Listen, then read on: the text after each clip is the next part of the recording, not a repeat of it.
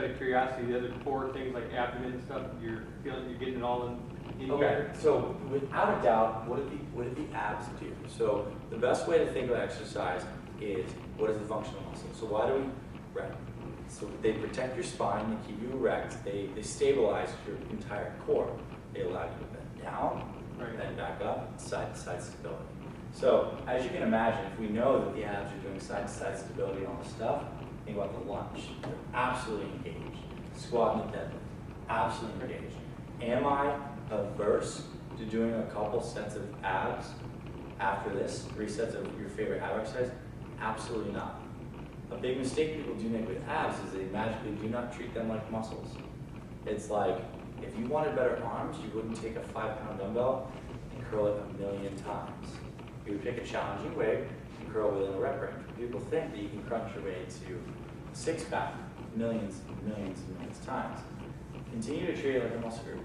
Pick an exercise, have a resistance, and add resistance to that exercise.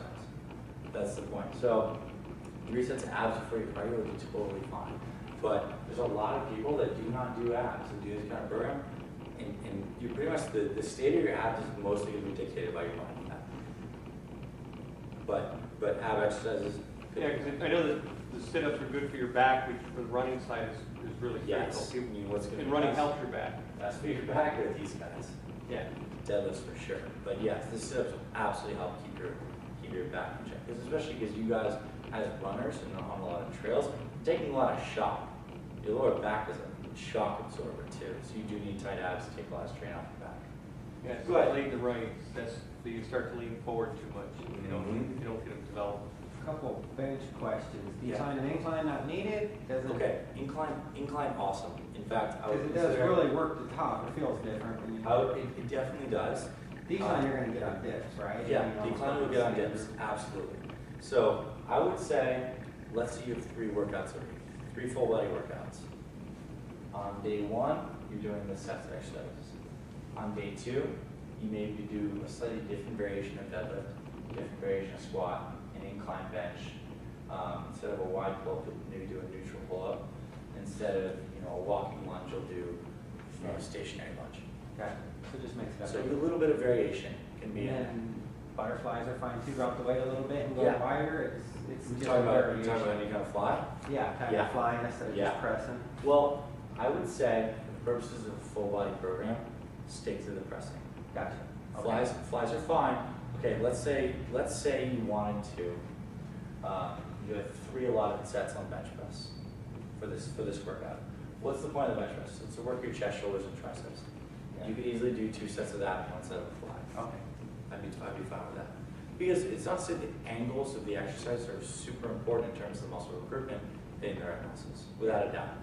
But I think people get way too complicated, caught up in these details when they should be progressing on their weights in the context of these basic exercises. But this, you really wouldn't need to do the other things. No, This will work in chest. this will work it completely. Yeah. As long as you go in and you're pushing more weight than you did the time before. Yeah, you just keep getting stronger. As long as you keep on getting stronger, it'll take care of it, without a doubt. So, we're actually gonna, so I want to talk about, let's go back to the elephant. I know it's a little bit of a thing, but one of the issues with the elephant is that the subconscious self-image of a lot of people on weight loss programs is not aligned with the goal you're going to. It sounds very weird, but a lot of people don't feel worthy enough to lose weight. Like, they don't feel like they deserve to look that way. They don't think it's possible for them. They label themselves a lot. Oh, I don't have a fast metabolism. Oh, this, oh, that. Big bone. Big bone.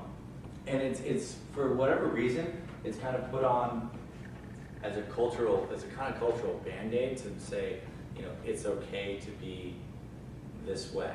And it really does shoot a lot of people in the foot, because when they do try to actually make change in themselves, they're fighting all this labeling, this subconscious programming. It's seriously detrimental. So if this stuff's not on board, and I can teach you how to get this on board, you're not going to fail. If you think you're a person who has a weakness for X or that, X or Y, you're going to have a weakness for X or Y. It's really a choice to be that kind of person. So this is actually fascinating. So this guy's name is Dr. Maxwell Maltz. He wrote this book called The New Science of Psycho-Cybernetics. It's been around for a long time. It was one of the canonical personal development literatures out there. And pretty much he talks about the power of visualization. And this is the fact. Your self-image, your subconscious elephant, if you want to call it, cannot differentiate between real and synthetic experience. Period. Case in point. So there was this guy, one of Maltz's famous case studies, this guy that had a life sentence in jail. He was in jail for like, I don't know, 40 years. He ends up getting let out. But for those 40 years, he decided he wanted to be a golfer while he was in there. He played 18 holes every single day in his mind, every single shot, every single lie. He played it all the way through 30 years, came out, shot a 75 his first round. Never touched a golf club before in his life. Second piece of evidence, Maltz took 3 groups of basketball players, 3 groups, like elite basketball players at professional level. One group, he's like, all right, you guys are not going to practice for 2 weeks. One group he took, and you guys are going to practice for 2 hours each day. And this other group is like, you guys are going to visualize for 30 minutes each day about that practice. Obviously, the group that didn't practice didn't improve at all. The group that worked out for 2 hours a day, they improved by 33%. The group that visualized their practice for 30 minutes a day, they improved 34%. So it's really crazy. And the key is here, the vividly imagined experience. Your nervous system, your brain, sending signals to your body you cannot differentiate. Athletes have been using this forever. Speakers have been using this to get amped up before presentations. You can visualize the outcome that you want before you have it, and your body will act as if it has it. Now, I'm not trying to get into really soft law of attraction stuff, like, imagine the parking spot and it'll appear. This is rooted in biology. This is rooted in the fact that we are goal-seeking creatures. And once you kind of decide what you want and vividly picture that, your body gets amped up to do that. In fact, if you guys have thought, if you vividly think back to a happy memory from your childhood or something really sad, you could probably bring yourself to tears right now, or bring yourself to joy, and really get that somatic response where your body starts tingling, you feel the adrenaline. You can get yourself amped up for anything in the moment by vividly imagining. I think people do fail a lot on weight loss programs by not incorporating this, because this is the kind of stuff that gets the elephant on board. This is the emotional brain. This is your self-image. And so would it probably behoove you to take 5 minutes out of your day to visualize the outcomes that you want? I went to this conference earlier this summer. This famous comedian on Comedy Central was talking, and I forgot his name. He was really good. He's decided to branch out of Comedy Central, and now he's doing personal development speaking. And he has this technique he calls the Kegel. His name's like Kyle, and his friend's like Diego. I mean, they made it up. And he starts each day by speaking in the past tense about what he's going to do that day.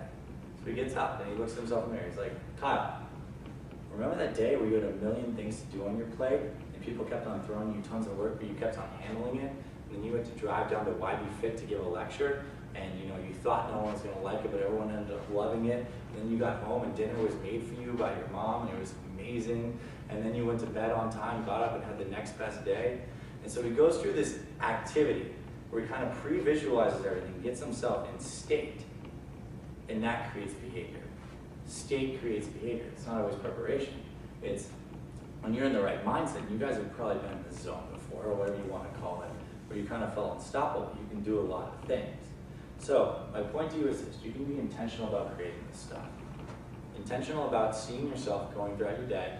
Let's say you are on a weight loss diet, and you should visualize yourself going through your day, nailing your meals, getting to exercise on time, and feeling great about it. You know what? When you vividly imagine that, the colors, the scents, all this stuff, your body responds physically by getting you in that state. And then, what a surprise, it actually happens, because everything's in line, and your rider is in line with your elephant, and the path is paved, and you're going.